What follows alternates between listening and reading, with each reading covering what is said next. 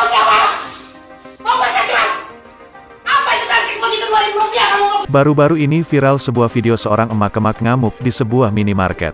Video tersebut viral usai diunggah berbagai akun media sosial, salah satunya akun Instagram @andreli_48 pada Sabtu tanggal 30 April tahun 2022.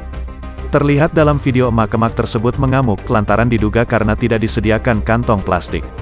Bahkan emak-emak ini marah-marah dan mengobrak-abrik sebuah minimarket hingga beberapa rak minimarket berantakan akibat ulahnya.